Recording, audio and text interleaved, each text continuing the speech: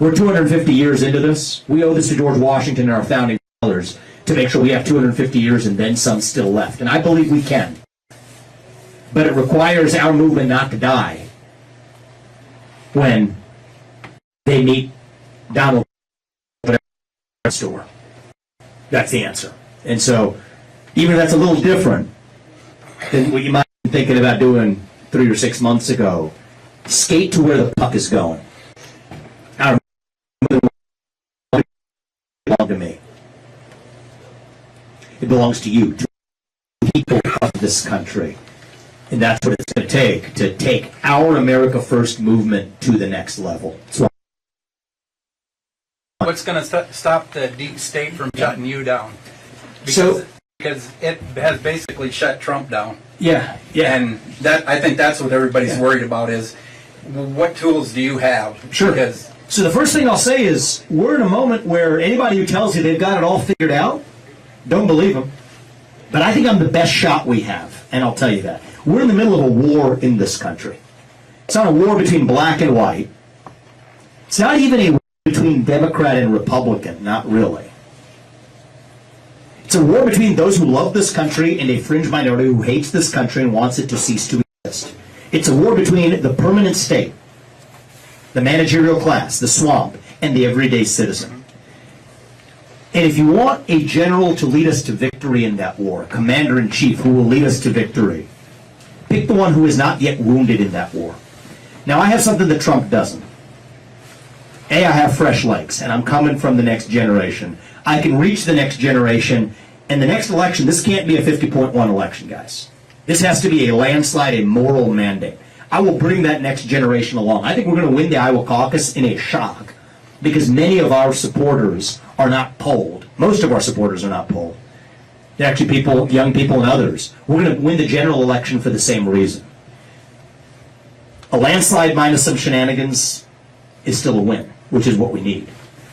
But I think there's something deeper, is I have an understanding of the Constitution, and I'm going to use that on our side. I will not be duped in the same way.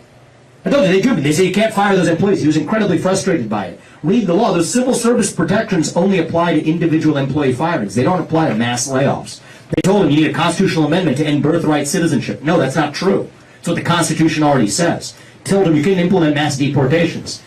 And so this takes somebody who I think is at once an outsider, who's willing to break glass with sharp elbows, break glass and get the thing done. And I've been doing that this whole race. I've been doing it on the stage. I'll do it in D.C. Trump brings that too.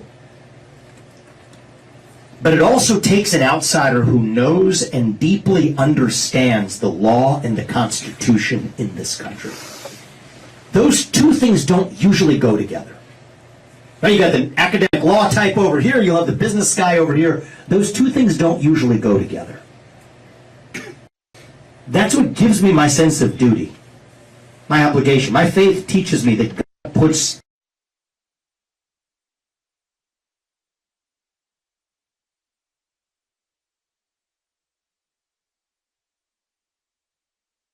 those God-given gifts to in the short time that we're given.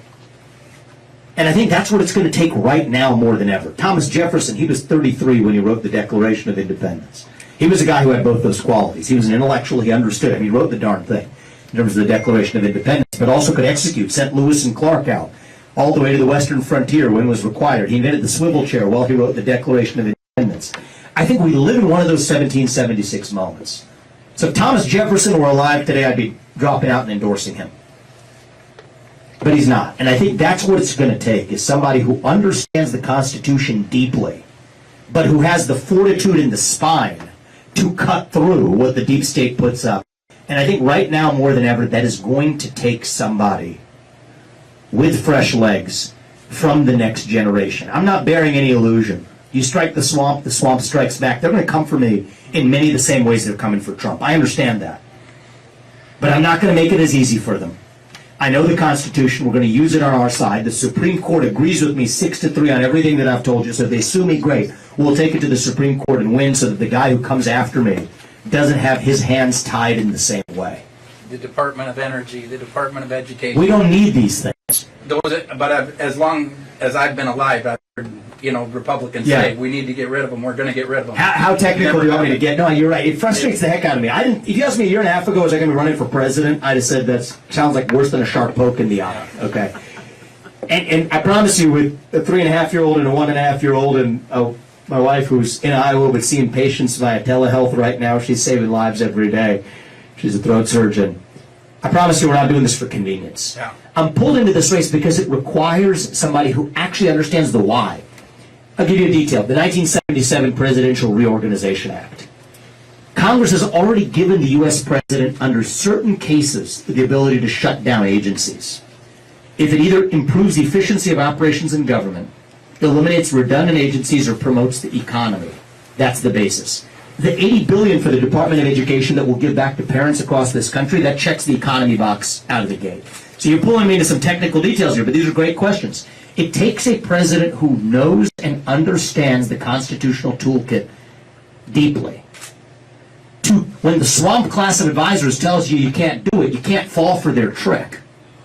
You got to still do what's right, because I'm swearing an oath to the Constitution. Not to my advisors, not to my consultants, not to the people who have given us the very swamp that we're going in to actually drain, but my independent understanding of what the Constitution actually says. And right now we live in a moment, and I give Trump credit for this, a Supreme Court that agrees with me 6-3 across the board. Use that. This is our moment to get our country back. If we get this right now, I think we have 250 years and then some left. If we fail to step up with the right leader now, I think if we fall into the trap, and I think it's hiding in plain sight, I think we may very well cease to have a country left. That's what's at stake in this election. I mean, even that could be this year, even the next 5 years. If the interest payments on our national debt become the largest line item in our federal budget, then we're in quicksand and we don't have a country left. If my kids are in high school before we get this right, I think we have a country left. But I think this is our moment to step up and stand for what's true, to stand for the ideals enshrined in that Constitution. There's a reason why these revivals, they tend to be led by the next generation. From Thomas Jefferson now to this 1776 moment that we live in, it won't be any different this time around. I'm asking you guys to do your part. I haven't given you my stump speech and my standard policies here. You can find that, given that 100 times over, and you can find that elsewhere. But we're in the final 2 weeks here for you all to make a decision. I'm asking you to, even those of you who 6 months ago or 3 months ago might have thought about doing something different, I'm asking you to open your eyes and do the right thing for our country. Don't fall into the trap they've laid. And if you do, we don't have to anymore be this nation in decline.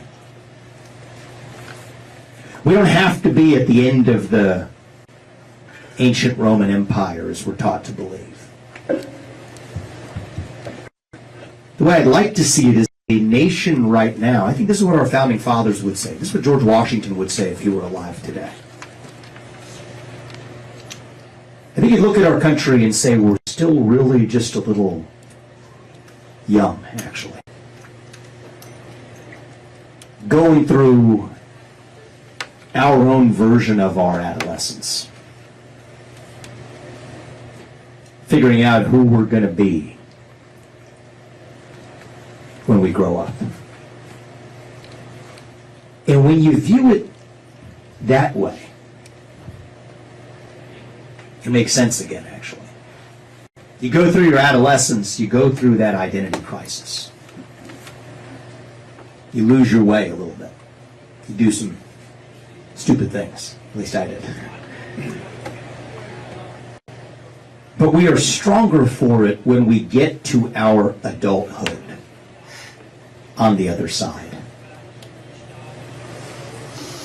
And so, no, I don't think we have to be this nation.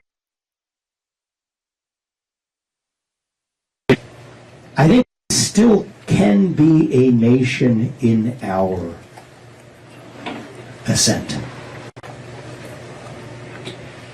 I'm not going to be the guy that walks in here and tells you that it's morning in America right now. It is not. But it can be. You have questions before we wrap? Sure do. Last one. Give you the last one. Okay. I'm not here to make up my mind. I've decided everything you stand for, I believe in 100%. Thank you. But the question people ask, what about this? What about this? Yeah. The apathy of the world, like you said, the youth would rather have TikTok than the ability to vote. And that stems from the top down because it starts with Congress and Senate. They're completely apathetic. They don't care about this country at all. All they care about is Democrat or Republican. Or their own, what lines are in pocketbook, if you want to be more cynical. And voting for more money. And it just comes from there all the way down. How do you fight the apathy from the top to the bottom? Yeah. Because nobody cares. So I'll give you some practical. You're right. Time, as we're taught to believe. Well, I'm taught to celebrate our diversity and our differences, which is meaningless if there's nothing greater that unites us across that diversity. Without that, we're really just a bunch of different-looking higher mammals with a bunch of two legs, walking some geographic space that we call a country, doing what our iPhones tell us to do on a given day. That's the way this country looks to me at times, but it doesn't have to be that way. This country is a vision of what that place can be, and the people who have sucked the lifeblood out of it are the very people we've elected, from Congress to the White House, that have sucked the lifeblood out of it. So short term, I would say term limits are a great way to go. They won't vote for it.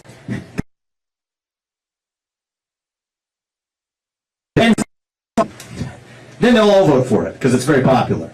So if you're already in there, then it won't be term limited. The next person that comes is a 8-year limits for the bureaucrats, that permanent state. If I can't work for you for more than 8 years, neither should any of those federal bureaucrats reporting into me either. So those are some policy changes. But this is where the presidency is a different job than being a congressman or a senator, because half the job of the next president is to revive that national character.